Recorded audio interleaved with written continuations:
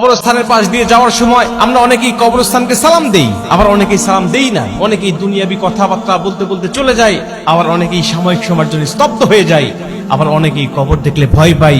কিন্তু অধিকাংশ মানুষ কবরকে যেভাবে ভয় পাওয়ার কথা আমরা সেভাবে ভয় পাই না। অনেক মানুষ আছে কবরস্থানকে ভয় পায় এই জন্য যে কবরের মধ্যে জিনরা থাকে, কবরের মধ্যে ভূত থাকে, কবরের মধ্যে অন্য কিছু থাকে। এই চিন্তা চেতনায় তারা কবরস্থানকে ভয় পায়।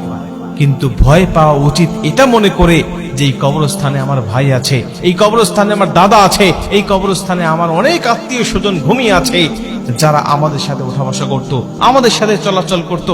আজকে আমি দিব্যি এই রাস্তা দিয়ে চলাচল করছি, কিন্তু তারা এই কবরস্থানে শুয়ে আছে। একদিন আমার মতো অনেকেই এই রাস্তা দিয়ে ঘুরে বেড়াবে, কিন্তু আমি তাদের মতো এই কবরস্থানে শুয়ে থাকবো। আমি আর এই রাস্তা দিয়ে হাঁটতে পারবো না। এই ভয়, এই চিন্তা আর টেন্ডেন্সি ভিতরে যদি নিয়ে আসতে পারেন তবেই আপনি সফল ব্যক্তি। কারণ নবীজি সাল্লাল্লাহু আলাইহি ওয়াসাল্লাম বলেন, তোমরা কবরস্থানকে বেশি বেশি জিয়ারত করো। কেন? ওখানে গেলে তোমাদের কবরের কথা স্মরণ হবে।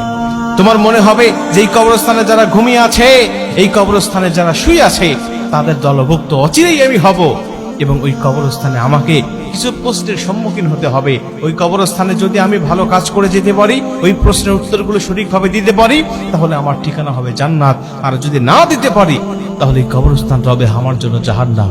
এই চিন্তা, এই ভয়টা যদি নিয়ে আসতে পারেন, তাহলেই আপনি সফল ব্যক্তি।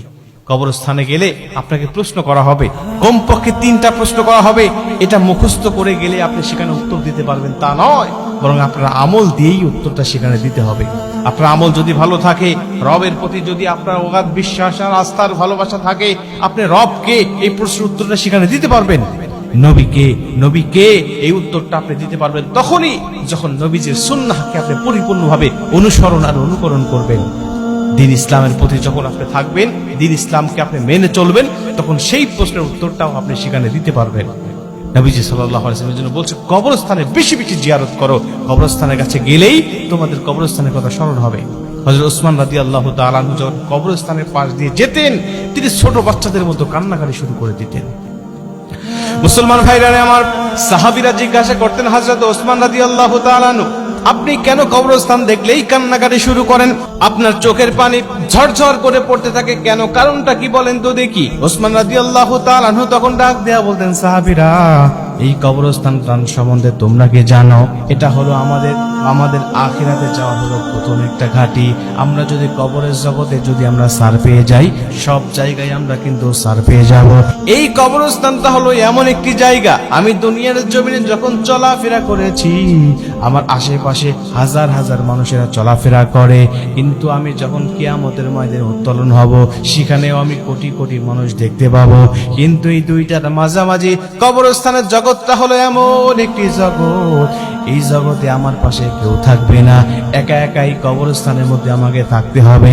এই কবরস্থানের কথা যখন আমার মনে পড়ে যায়, এই চিন্তা যখন আমার অন্তরের মধ্যে জাগ্রত হয়ে যায়, তখন কবরস্থান দেখলেই আমার কান্না চলে আসে। তখনই আমার কান্না চলে আসে, তখন আমি চোখের পানি আর ধরে রাখতে পারি না। প্রিয় ভাই, এজন্য কবরস্থান দেখলেই মরণের কথা স্মরণ করবেন, এবং এই কবরস্থানে আপনাকে যেতে হবে। যাওয়ার পরে কি হবে এই কথাগুলো স্মরণ করবেন। দেখবেন আপনার অহংকার ধূলিসাৎ হয়ে গেছে, আপনার অহংকার মানুষের সাথে মিশে গেছে। কিসের অহংকার, কিসের বড়াই আপনার মধ্যে রয়েছে?